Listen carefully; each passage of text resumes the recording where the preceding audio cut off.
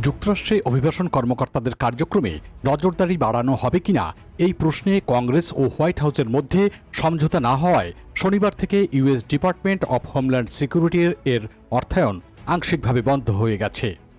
কংগ্রেসের ডেমোক্রেট সদস্যরা বলছেন, মিনিয়াপলিসে 2 মার্কিন নাগরিক অ্যালেক্স প্রেট্টি ও রেনি গুড ফেডারেল কর্মকর্তাদের গুলিতে নিহত হওয়ার ঘটনার পর অভিবাসন অভিযানের নিয়মে জরুরি পরিবর্তনের দাবি জানিয়ে আসছেন।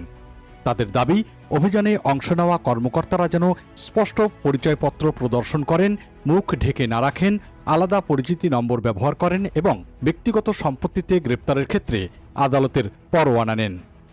পাশাপাশি বডি ক্যামেরা ব্যবহারের প্রস্তাবও দিয়েছেন কংগ্রেস ডেমোক্রেট সদস্যরা। হোয়াইট হাউসের পক্ষ থেকে বলা হয়েছে, এসব শর্ত মানলে কর্মকর্তাদের নিরাপত্তা ঝুঁকি বাড়তে পারে।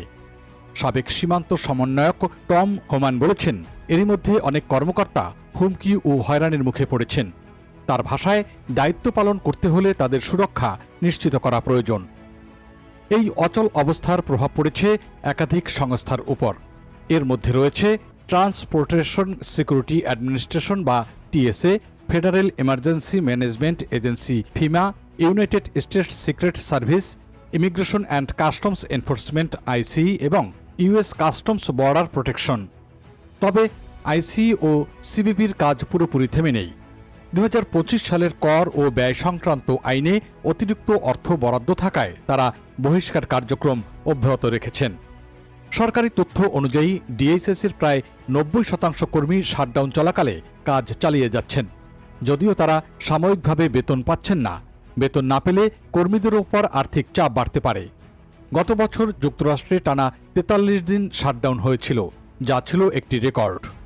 সিনেটের সংখ্যালঘু নেতা চাক শুমার বলেছেন, তাদের প্রস্তাবগুলো সাধারণ ও যৌক্তিক। তার মতে, দেশের অধিকাংশ পুলিশ বিভাগ এ ধরনের নিয়ম মেনে চলে। তিনি প্রশ্ন তোলেন, কেন রিপাবলিকানরা এতে সমর্থন দিচ্ছেন না। রিপাবলিকান সিনেটর মার্ক ওয়েন মুলিন বলেছেন, বডি ক্যামেরা ও প্রশিক্ষণ জোরদারের বিষয়ে আলোচনা হতে পারে, তবে কর্মকর্তাদের মুখ খোলা রাখার দাবি তিনি সমর্থন করেন না। আলাবামার রিপাবলিকান সিনেটর কেটি ব্রিট বলেছেন, আলোচনার মাঝপথে সরে আসা সঠিক সিদ্ধান্ত নয়। এদিকে মার্কিন প্রেসিডেন্ট ডোনাল্ড ট্রাম্প 2024 সালের নির্বাচনী প্রচারে কঠোর অভিবাসন নীতির প্রতিশ্রুতি দিয়েছিলেন। প্রশাসনের দাবি, দায়িত্ব গ্রহণের পর থেকে 6,75,000-এর বেশি অভিবাসীকে যুক্তরাষ্ট্র থেকে বহিষ্কার করা হয়েছে। আর স্বেচ্ছায় সেই দেশ ছেড়েছেন আরও প্রায় 22 লাখ মানুষ। দ্য নিউ ইয়র্ক টাইমস ও সিবিএস নিউজ জানিয়েছে, দুই পক্ষ এখন নিজ নিজ অবস্থানে অনড়। কংগ্রেস আগামী 23 ফেব্রুয়ারি পর্যন্ত বিরতিতে রয়েছে, ফলে দ্রুত সমাধানের সম্ভাবনা আপাতত অনিশ্চিত।